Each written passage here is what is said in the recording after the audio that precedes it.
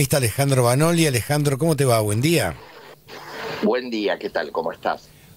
A ver, intentando entender en el brete que entró el gobierno, porque buscó aliarse a Estados Unidos, subió enormemente los aranceles y quedamos afuera del mundo. Y encima Claver Carone dijo que tenemos que devolver el swap para que el FMI nos dé el préstamo. O sea, estamos metidos en un problemón. Y en distintos niveles de problema, ¿no? En primer lugar, empezando por el final, porque devolver el swap implica pasar de reservas negativas por 11.000 millones a tener más de 28.000 millones de reservas negativas, ¿no? Es el camino más corto a una crisis mayor.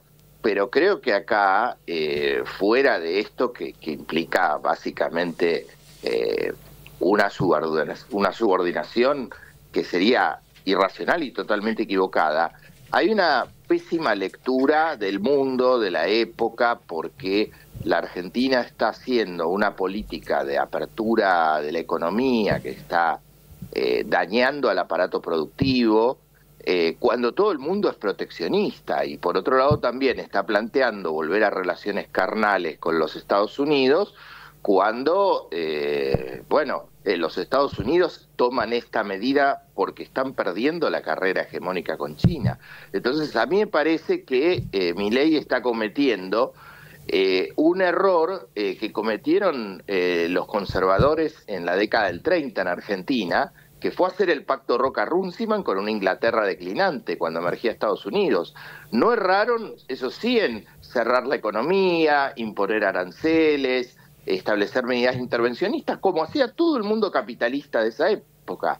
Pero Milei comete el doble error, no está viendo la época, y me parece que todas las medidas de corto plazo que está adoptando y la estrategia, si es que hay una estrategia de mediano y largo plazo, nos lleva al abismo. No, pero aparte de última te refugiabas en el Mercosur más Chile y armabas un mercado para poder competir con los Estados Unidos, con aranceles más altos.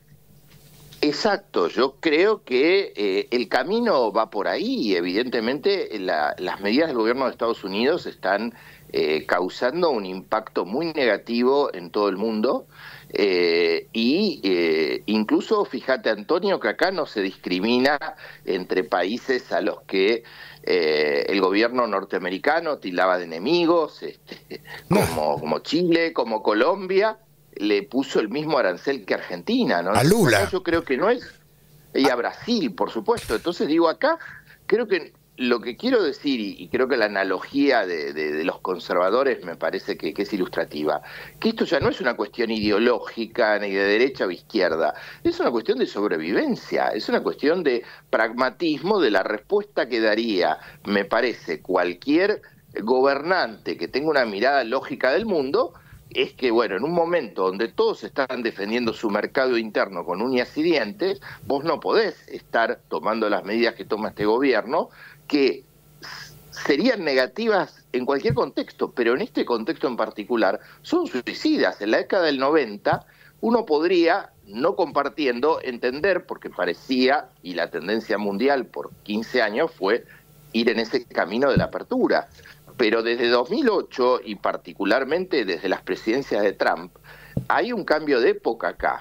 Y entonces creo que el gobierno, por las buenas o por las malas, va a tener que recalcular este camino si no quiere suicidarse y suicidar a los argentinos. Ahora, ¿habría en la intención, uno imagina, ¿no?, un programa anticíclico, por ejemplo, frente a esta situación de los Estados Unidos?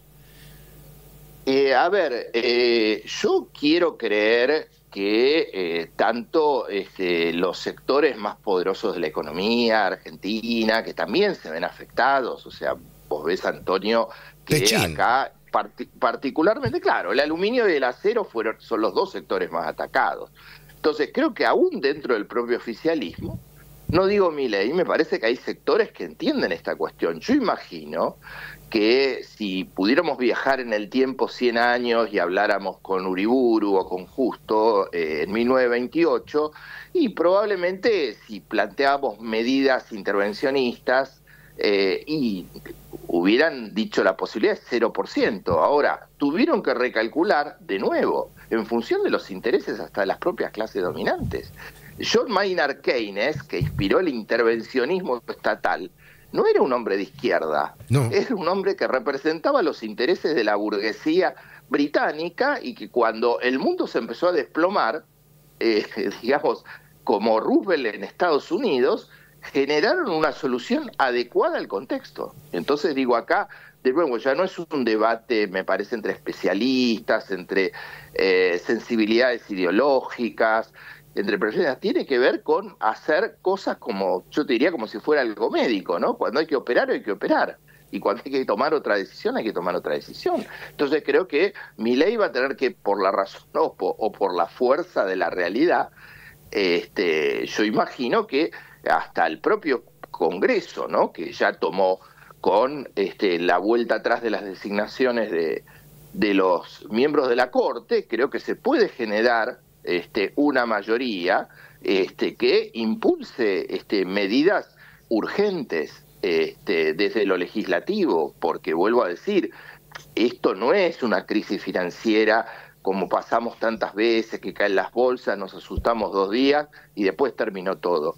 Acá estamos viviendo, y esto no lo digo yo, lo dicen analistas que no tienen nada que ver con digamos, el peronismo, ni tienen nada que ver con ideas progresistas en el mundo, un cambio de época, una guerra hegemónica que, como toda transición y como toda guerra, generan un contexto muy complejo que no va a ser corto, y bueno, en el mientras tanto nos agarra debilitados y con un gobierno que no tiene ninguna capacidad como para pensar la economía que no sea desde una mirada totalmente libertaria que no se aplica en ningún lugar del mundo.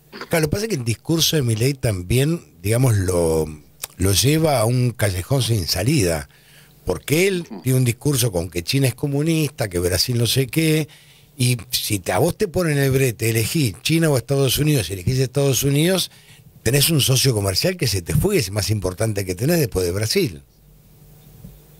Pero absolutamente, a ver, todos los países del mundo, incluso los que tienen gobiernos de derecha, están desesperados por venderle a China, que es el país más dinámico, con la mayor tecnología. La semana pasada hubo una reunión importantísima entre China, Japón y Corea del Sur, enemigos históricos, ¿no? Tratando de articular iniciativas dentro de Asia, de nuevo porque ven que claramente, a ver, los Estados Unidos están haciendo volar por los aires el sistema multilateral de comercio y finanzas que se creó después de la Segunda Guerra Mundial, que parió el Fondo Monetario Internacional, que parió años después la Organización Mundial de Comercio. Entonces hay un cambio de lógica. Entonces, como ha pasado reiteradamente en la historia, sectores que eran adversarios, que estaban divididos por distintas miradas del mundo, intereses y hasta por odios viscerales, y tuvieron que juntarse, tuvieron que articular una nueva estrategia. Yo creo que también acá en Argentina es hora, si me pedís una opinión personal, que algunos sectores que están jugando a la interna chiquita o a posiciones personales en los distintos espacios políticos, realmente me parece que tienen que recalcular, porque no hay margen. Octubre es un tiempo larguísimo, ¿sí? O sea, y me parece que hay que dar respuestas económicas pronto para que esta crisis mundial no nos trate peor de lo que nos está tratando de nuevo. O sea, la situación económica mundial es grave y se va a agravar. Alejandro, te mando un gran abrazo, gracias, Igualmente, un abrazo. Un abrazo grande. Alejandro Banoli, economista, fue presidente del Banco Central.